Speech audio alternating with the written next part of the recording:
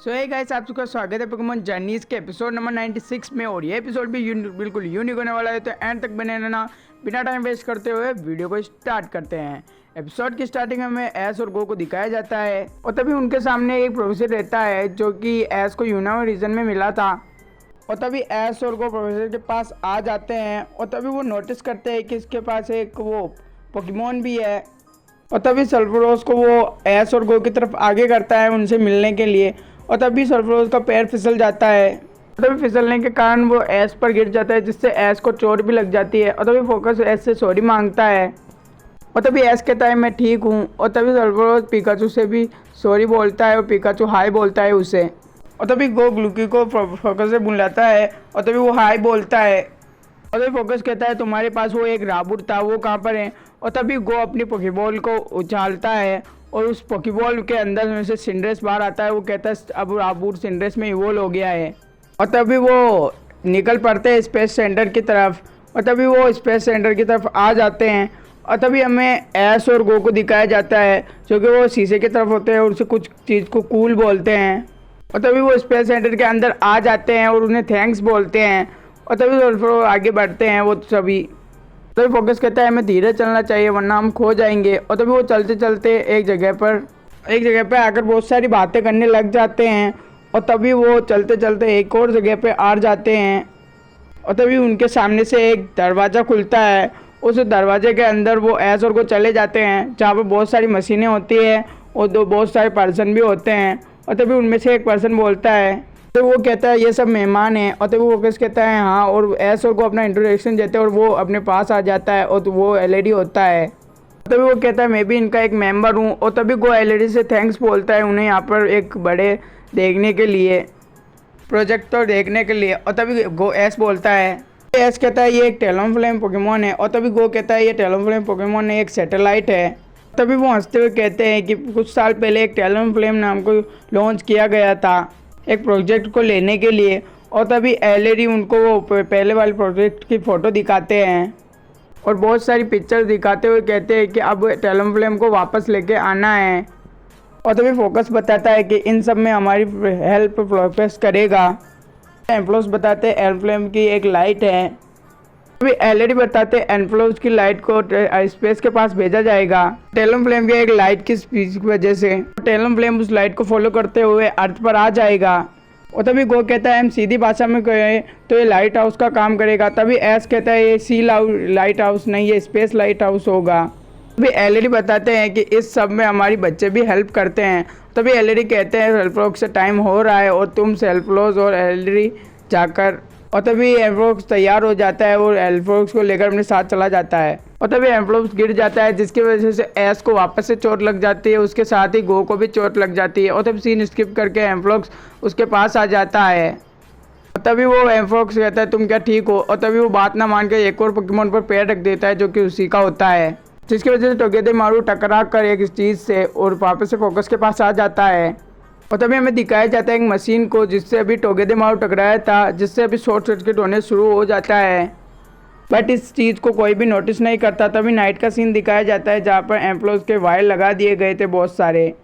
और तभी एम्प्लॉयज़ उसे लाइट ऑन करने के लिए कहता है। तभी एम्प्लॉयज़ अपने सिर और अपने एम्प्टाइल की लाइट ऑन कर देता है। एम्प्लॉयज़ की लाइट की वजह से बहुत सारे बल्ब जल जाते हैं। और तभी हमें बाहर का सीन दिखाया जहाँ पर एम्प्लॉयज़ की लाइट स्पेस में जा रही थी सीधी। तभी हमें दिखाया जाता है लाइट टैलनफ्लेम से कनेक्ट हो जाती है। और तभी हमें सीन कट करके हमें दिखाया जाता है उस फैक्ट्री का सीन जहाँ पर वो सभी प्रोफेसर होते हैं। वो कहते हैं टैलनफ्लेम कनेक्ट हो गया है। तभी एस और गो को दिखाया जाता है। एस कहता है ये क्या हो रहा है मुझे नहीं पता पर अच्छा है। और गो कहता है मुझे विश्वास नहीं हो रहा, मैं इससे पास से देख रहा हूँ। तभी सैंडब्लॉक्स को दिखाया जाता है, उसके अंदर से बहुत सारी लाइट आ रही थी और उसको सब पोकेमॉन देख रहे थे। और तभी सिंड्रेस को दिखाया जाता है, वो एक लाइट को नोटिस कर लेता है उस शॉर्ट सर्किट को जिससे वो टकराया था एम्फोकस का पार्टनर। तभी एस भी देख लेता है उससे। और तभी उस मशीन को दिखाया जाता है, उसमें बहुत ज़्यादा शॉर्ट सर्किट होने लग जाता है। और तभी उससे को देखकर सेलोन डर जाता है। तभी एलईडी एक बटन दबाते हैं और अपना कंट्रोल दूसरे स्पेस सेंटर को दे देते हैं। तभी एलईडी उस मशीन की तरफ देखते हैं जो कि अब ख़राब हो चुका था। और तभी फोकस कहते हैं कि क्या मुझसे कुछ गलती हो गई। और तभी एलईडी सर फोकस के पास आ जाता है और कहता है अब तुम थोड़ा आराम कर लो, जब तक हम सब ठीक कर देंगे। और तभी सरफोकस वहाँ से चला जाता है बहुत ज़्यादा सैड होकर। और तभी हम सीन स्किप करके हमें दिखाया जाए सरफोकस वहाँ पर बैठ जाता है नाइट में। और तभी उसके पास ऐश, गो, सिंड्रेस भी, पिकाचू भी आ जाते हैं। और तभी ऐश और गो बहुत सारी तारीफ़ करते हैं उसकी। और गो कहता है कि वो कुछ ही देर में वो मशीन वापस से ठीक हो जाएगी और तुम और एम्फ्लॉक्स वापस से तैयारी कर सकते हो। तभी वो कहता है थैंक्स।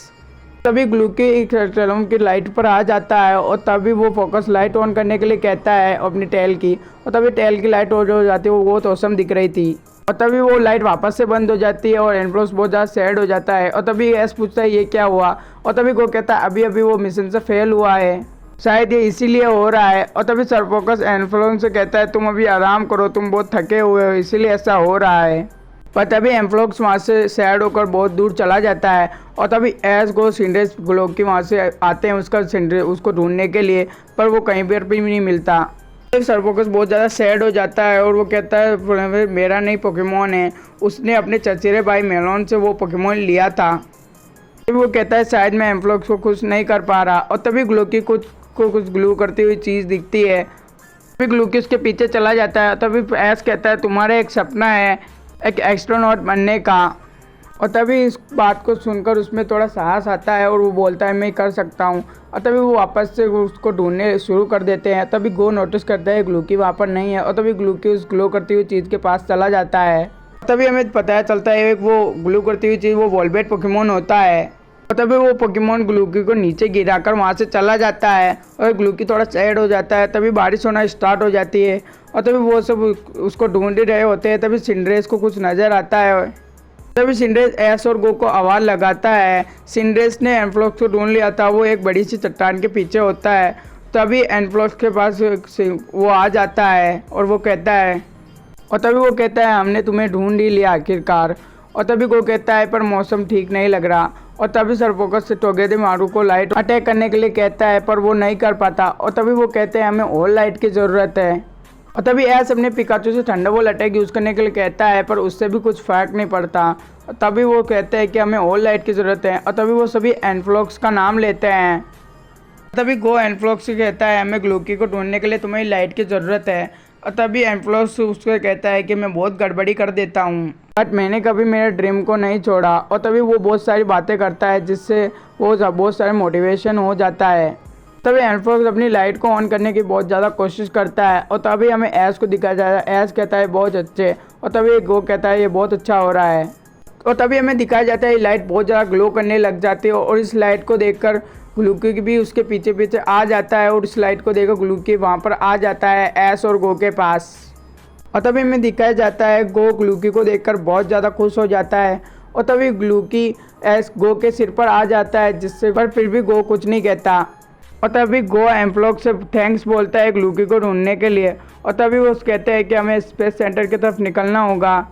और तभी वापस से एम्फ्लॉक्स का पैर फिसल जाता है और तभी सीन स्किप होता है, वो स्पेस सेंटर के अंदर आ जाते हैं। तभी वो कहते हैं कि हमें वापस से कोशिश करनी चाहिए। तभी एलईडी कहता है बेस्ट है और वो कहते हैं कि हमने मशीन को भी ठीक कर दिया है। और तभी इसको देखकर वो सब जने खुश हो जाते हैं। और तभी हमें एक स्पेस में लाइट को दिखाया जाता है, वो एक चीज़ से कनेक्ट था टेलोमफ्लेम से। और तभी हमें दिखाया जाता है एस्ट्रोनॉट की वजह से वो डिस्कनेक्ट हो जाता है। और तभी हमें स्पेस सेंटर दिखाया जाता है। और तभी ऐश और गो पूछते हैं ये क्या हुआ। और तभी एलईडी कहते हैं कि तभी एलईडी जो भी अभी स्पेस में हुआ जो सब बताते हैं जिसके कारण टेलोमफ्लेम शायद ज़मीन पर ना आ सके। सरफेस अपनी पॉकेट से पिकाचू निकालता है टॉय।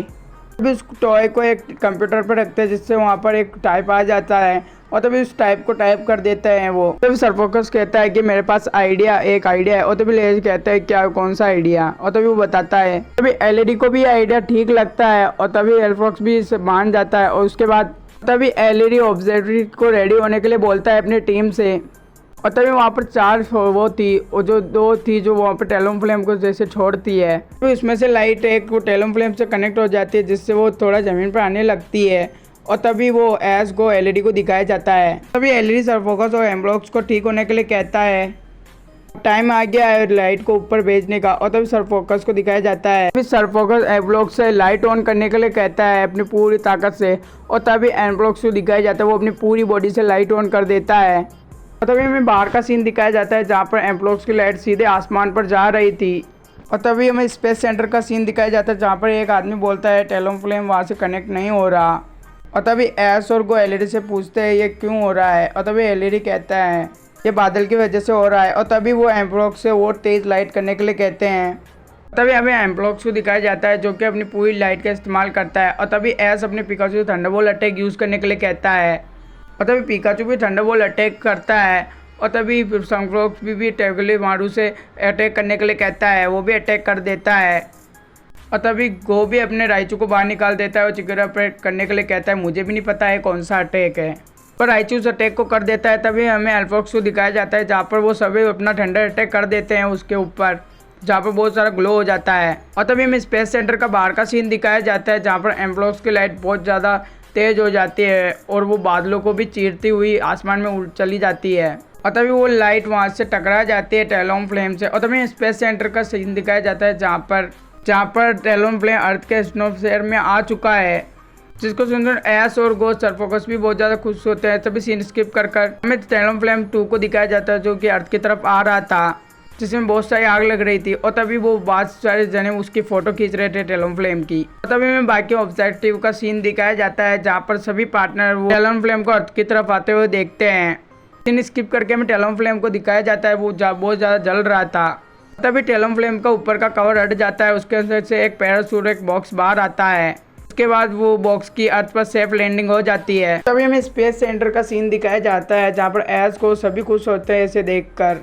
और तभी उसके बाद हमें टोगेदर मारू पिकाचू और एम्प्लॉक्स को दिखाया जाता है जो कि बहुत ज़्यादा थक गए थे इतने पावरफुल अटैक करके। और तभी नेक्स्ट मॉर्निंग का सीन दिखाया जाता है जहाँ पर टोगेदर मारू पिकाचू एक दूसरे से इलेक्ट्रिसिटी शेयर कर रहे थे। तभी में एस को सरफोकस को दिखाया जाता है, एस उसका ड्रीम कंप्लीट करने के लिए कहता है सरफोकस को।